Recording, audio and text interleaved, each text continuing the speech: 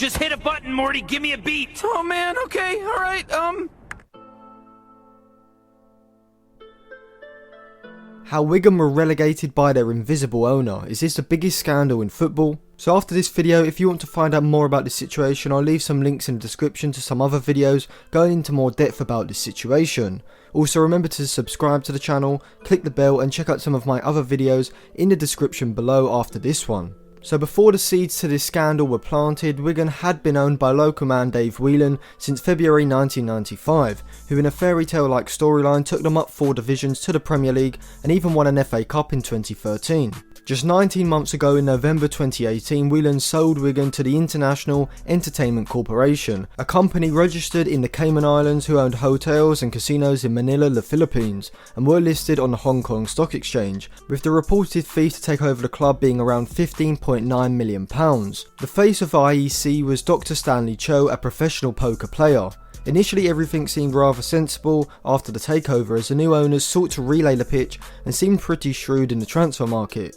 Ken Yueng, also known as Kenneth, became involved in late 2019 when Stanley Choi and IEC set up the Next Leader Fund, which would take control of the club, where Stanley Choi would be the 51% shareholder and Yueng would own 49%. So this just seemed like a change in control, with the ownership moving from IEC because being listed on the Hong Kong Stock Exchange, Wigan's yearly loss of around £10 million looked like a financial drain on IEC. So with the Next Leader Fund set up, it was essentially there to take away this burden, with Stanley Choi seeming to have a significant influence still in the club. But then on the 24th of June, Yueng, initially a minority shareholder in the new Leader Fund, was stated to have become the owner of more than 75%. He's thought now to be the 100% owner, which would be a complete takeover from IEC. There doesn't seem to be many traces of Yueng, or Yueng Wei K as he's also known, apart from a labour permit for a Philippines company that can be found on Google, hence his nickname as the Invisible Owner.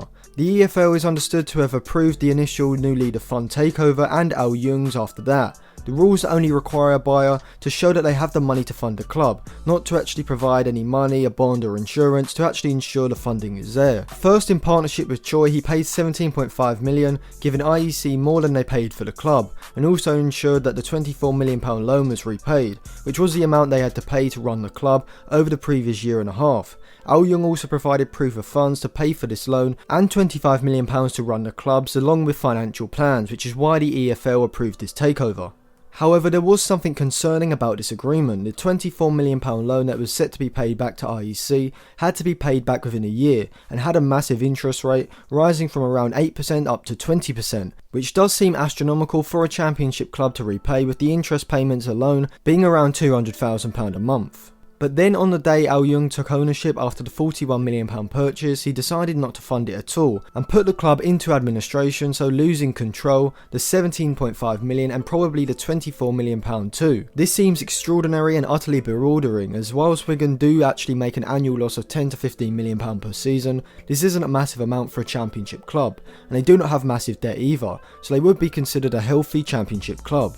The Wigan directors projected that £6 million was needed for future funding, which isn't for any third party lenders, just the overall running of the club, which further highlights how unusual this situation is. Going into administration was crippling for Wigan, as despite having an excellent run of form towards the end of the season and initially looking like they would finish mid-table, around 10 points away from relegation, they were hit with a mandatory administration 12-point deduction, dragging them into the relegation zone, meaning that they will, as it stands, be playing in League One next season. From a cynical position, you'd say that if Yueng really wanted to drain the club of money, administration seems like the last thing he would do, as Wigan own both their training ground and their stadium and have around £30 million worth of players who could have been sold. So to make this an analogy, Yueng has decided to crash his new sports car on purpose on the day of buying it. But why would he act so irrationally? Well, there have been a number of theories, with Yueng Wei K himself seemingly claiming this was because of the impact of the coronavirus. However, the EFL were quick to dismiss that. There have been whispers that this is all down to some sort of gambling fix, with the chairman of the EFL, Rick Parry,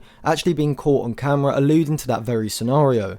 It seems like the only plausible theory that Yueng Wei K had a vested interest in seeing Wigan go down, and due to him spending £40 million to actually take over Wigan, it seems like he must have had a large financial interest in Wigan getting relegated. Wigan have appealed their points deduction, so the end of the story seems unclear. But what is clear is, even with limited knowledge of the full story, this is potentially one of the biggest scandals in football history. So thank you for watching. If you enjoyed that video, give it a like, subscribe to the channel, and check out some of my other videos linked in the description below.